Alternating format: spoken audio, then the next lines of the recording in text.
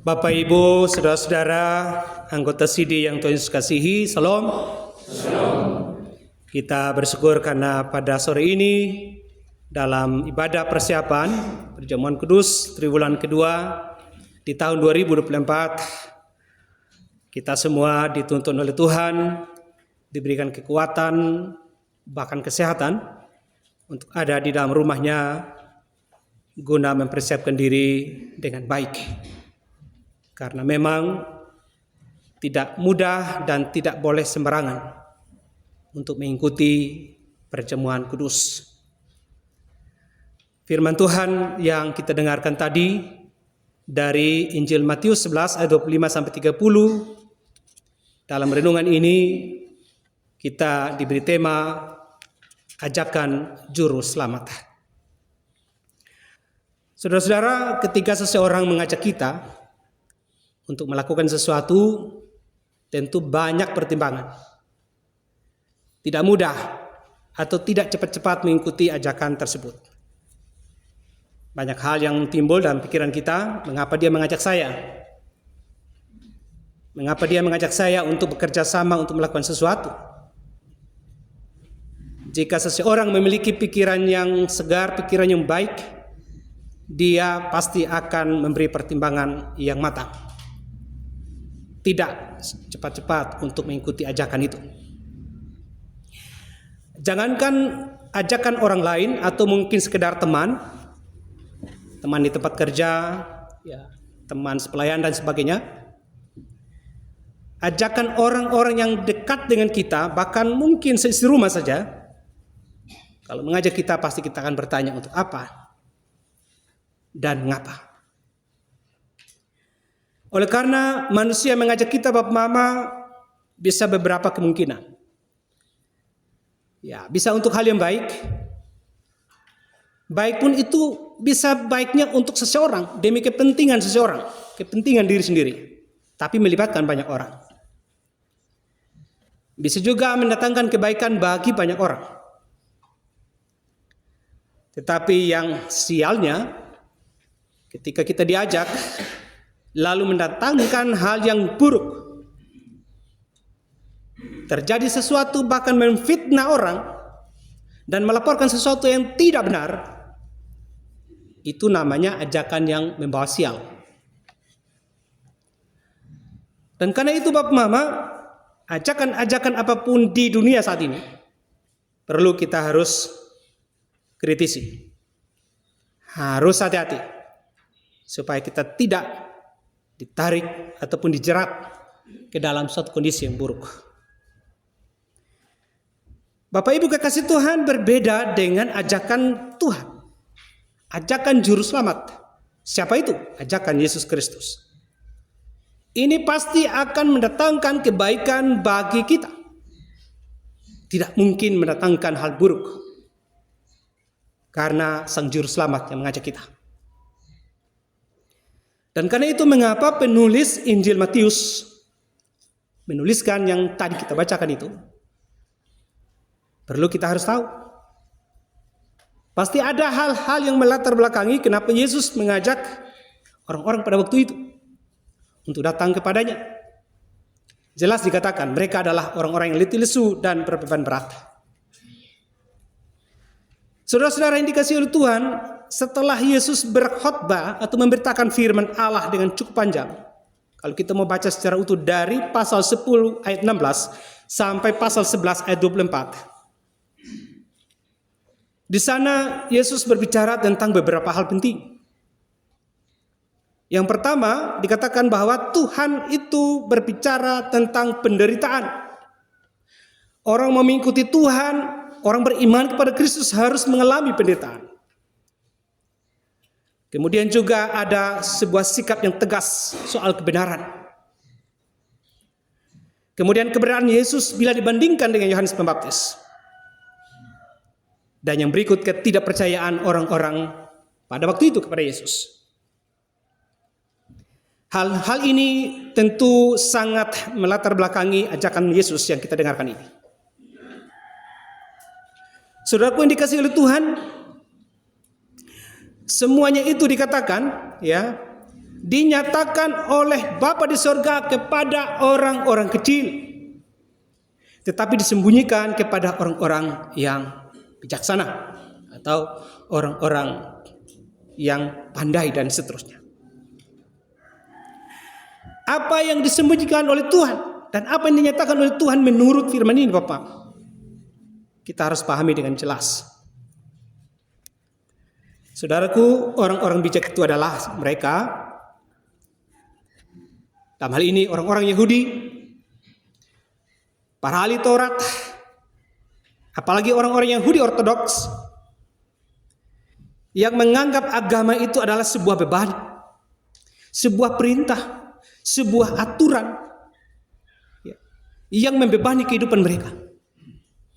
Dan karena itu mereka tidak bisa mengerti ajaran Yesus. Tetapi yang luar biasa adalah orang-orang kecil, orang-orang sederhana, bisa menerima apa yang dikatakan oleh Yesus. Saudaraku, menurut para penafsir, orang-orang yang bijak, orang-orang pandai ini adalah mereka itu memiliki gaya hidup yang sombong dengan intelektual mereka. Mereka sombong dengan kemampuan mereka berpikir begitu luar biasa. Perlu kita bedakan. Sombong dengan intelektual dan kepandaian berbeda dengan kemampuan dalam memiliki pengetahuan. Dengan kata lain bahwa Yesus tidak menentang tentang intelektual, kemampuan berpikir dan sebagainya. Tetapi yang Tuhan tantang, yang Tuhan tidak suka adalah ketika seseorang sombong atas kepandaiannya. Lalu Tuhan juga tidak suka dengan hal kebodohan. Kepandaian, kepintaran itu sangat dibutuhkan untuk mengerti apa yang Tuhan katakan. Lalu bukan itu saja, kerendahan hati itu harus mengikuti kepandaian kita dalam hidup dan berperilaku. Oleh sebab itu Bapak Mama yang dikasihi oleh Tuhan, Yesus mengatakan dengan tegas, dia bersyukur kepada Bapa di surga. Karena orang-orang kecil, orang sederhana itu yang mengerti tentang semua yang telah diajarkan oleh Yesus, tentang penderitaan, tentang kebenaran, dan juga tentang apa yang Tuhan mau, yang Tuhan kehendaki dalam kehidupan mereka. Dan karena itu Yesus tidak bisa bertahan. Yesus harus mengucap syukur kepada Bapa di surga. Tuhan yang mengutusnya, Tuhan yang hidup, Tuhan yang mau hadir di tengah-tengah kehidupan kita melalui Yesus. Allah sendiri yang hadir di tengah-tengah kehidupan manusia. Tapi sungguh sangat disayangkan banyak orang yang pada waktu itu tidak menerima kehadirannya. Karena itu sesudah dikasihi oleh Tuhan, pernyataan Yesus mengatakan, marilah kepadaku yang letih lesu dan berbeban berat, adalah mereka-mereka yang tidak mau menerima Yesus. Bukan orang-orang kecil, orang sederhana yang percaya kepada Yesus. Dengan kata lain bahwa Yesus tidak pernah membeda-bedakan, Yesus selalu rindu untuk semua orang bisa mengerti dan menerima apa yang diajarkan olehnya kepada manusia. Hal ini dibuktikan ketika Yesus menggunakan istilah kuk dalam bacaan tadi. Saudara, dalam kehidupan orang Palestina waktu itu, kuk itu adalah suatu alat yang ditaruh di leher seekor lembu. Ya, di mana ia akan membantu atau lembu ini akan membajak, dan tuannya itu akan membuat kuk itu dengan begitu luar biasa teliti. Dia kerja sendiri dan dia mengukur secara baik supaya menaruh pada kuk atau pada leher lembu itu pas, tidak melecetkan ataupun tidak membuat lembu itu sakit. Yesus memakai gambaran ini kepada orang-orang pada waktu itu, kepada orang-orang yang sombong rohani, sombong intelektual ini, supaya mereka mengerti bahwa kalau mereka paham tentang gaya hidup orang Palestina seperti itu, maka sekarang Yesus mau mengatakan bahwa beban atau kuk yang diberikan oleh Yesus itu dikatakan tadi, kuk yang kupasang itu enak dan seterusnya. Karena Yesus menaruh beban kepada kita pas dengan keberadaan kita, dengan kemampuan kita. Semua orang punya beban. Tidak ada manusia yang kebal dengan beban. Tetapi percayalah bahwa ketika kita datang kepada Tuhan, Yesus akan menaruh itu. Yesus tidak serta-merta mengangkat beban itu, tapi akan menaruh itu pas dengan kemampuan kita. Pas dengan apa yang kita butuhkan untuk meringankan beban itu. Dan demikian Bapak Mama yang dikasihi oleh Tuhan. Ajakan ini penting untuk kita. Lalu kemudian dikatakan berkaitan dengan soal beban yang diberikan oleh Yesus. Beban yang dimaksudkan di sini adalah beban yang diikuti oleh rasa kasih sayang, oleh belas kasihan. Tidak seperti pemahaman orang Yahudi, agama itu, perintah Tuhan itu dianggap beban. Tetapi bagi Yesus, setiap firman Tuhan atau ajaran Kristus adalah sesuatu hal yang baik karena diikuti dengan belas kasihan. Dengan kata lain, saudara dan saya harus memiliki kasih dalam memikul beban yang diberikan oleh Tuhan. Jika itu terjadi Bapak Mama, maka beban seberat apapun Tuhan pasti akan menolong. Kita pasti akan mampu memikulnya, bahkan kita bisa menurunkannya. Saudara-saudara yang dikasihi oleh Tuhan Yesus Kristus, jika dengan demikian maka dari firman ini kita belajar bahwa hidup itu atau hidup yang berkenan kepada Allah adalah hidup yang dipenuhi oleh kekuasaan Tuhan dan juga hidup yang memiliki belas kasihan. Ayat 25 sampai 27 itu berbicara tentang otoritas atau kekuasaan Allah.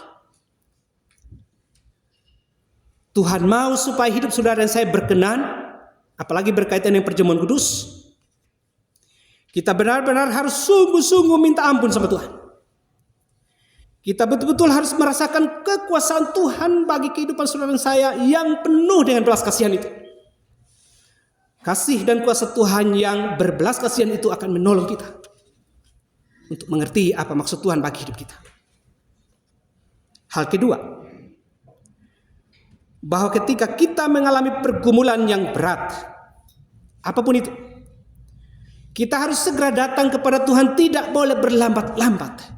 Tidak boleh mendengarkan bujukan-bujukan manusia sesama kita, siapapun, bahkan dalam rumah mungkin. Mungkin mama mau datang perjamuan, bapak tidak mau dan seterusnya. Kita tidak boleh mengikuti ajakan itu. Ingat dari awal khotbah saya katakan, ajakan manusia harus didengarkan baik-baik dan harus dikritisi. Tapi karena Yesus yang mengajak kita saudara, maka kita harus segera datang.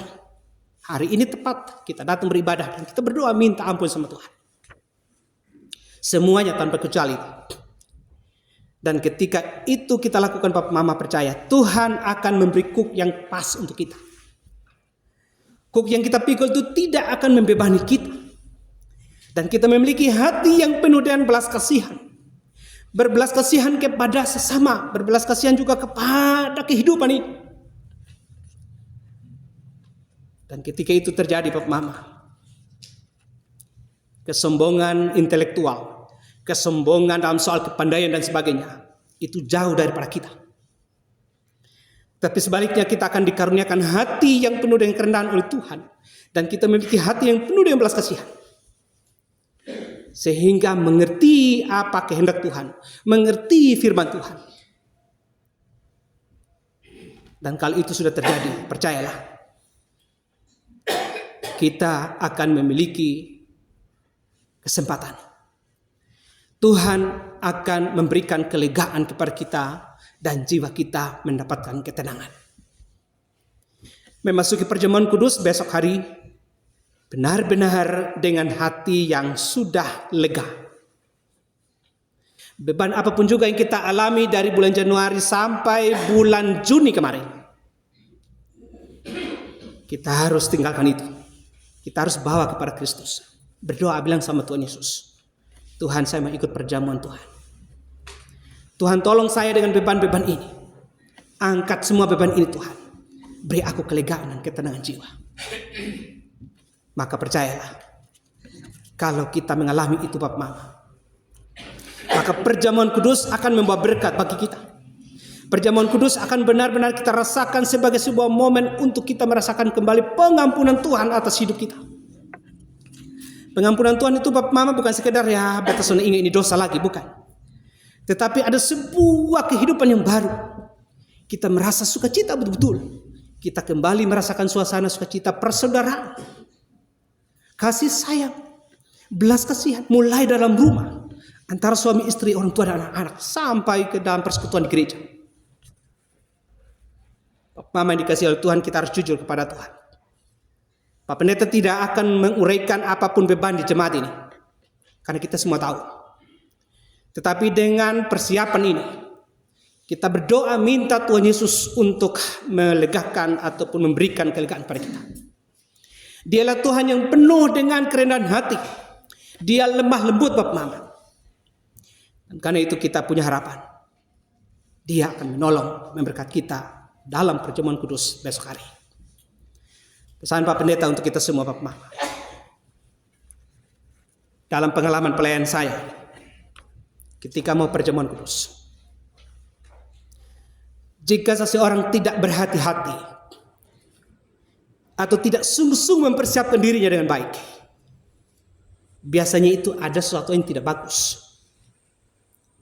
Dan karena itu mari, karena kita semua sore ini bersiap diri dengan baik, maka persiapkan diri baik-baik sampai besok jam 7 pagi. Dan kata lain bahwa bereskan semua tidak perlu melakukan hal-hal yang tidak penting. Mungkin jauh lebih bagus kita menyiapkan diri di rumah. Panggil anak-anak seisi rumah berdoa. Kita membayangkan pengorbanan Yesus di atas kayu salib itu. Bagaimana dia menderita di dalam kelemah lembutan dia, di dalam kerendahan hatinya dia. Tapi dia mau berkorban untuk kehidupan saudara saya. Darah dan tubuh Kristus. Hanya itu satu-satunya yang mampu memulihkan saudara saya. Dan kalau sore ini Yesus mengajak kita, ajakan juru selamat, marilah kepadaku semua yang letih lesu dan beban berat. Mari kita datang kepada Kristus. Pergunakan waktu beberapa jam ke depan secara baik di dalam rumah kita masing-masing. Maka percayalah, besok pagi kita semua masih hidup. Kita semua masih bernapas dan diberi waktu oleh Tuhan untuk mengikuti perjamuan kudus yang luar biasa ini. Perjamuan kudus adalah sebuah gambaran di mana kita ada sukacita sekaligus kita mengenang penderitaan pengorbanan Kristus, dan itu membawa kesedihan dalam hati kita. Juga menunjukkan gambaran perjumpaan kita dengan Bapa di sorga kelak di kemudian hari. Pada saat akhir zaman, saudara saya ada di satu meja bersama dengan Kristus. Dia yang memimpin kita. Kita ada dalam perjamuan yang luar biasa itu, bersama dengan anak domba Allah. Biarlah di dalam kuasa Roh Kudus saudara saya, kita pulang dan sungguh sadar akan diri ini sebagai orang yang letih lesu dan beban berat. Maka Tuhan pasti akan menolong dan memberikan kelegaan kepada saudara saya, bahkan jiwa kita memperoleh ketenangan. Tuhan Yesus memberkati persiapan kita, dan Roh Kudus selalu menuntun kita di dalam perjalanan langkah-langkah hidup kita selanjutnya. Amin.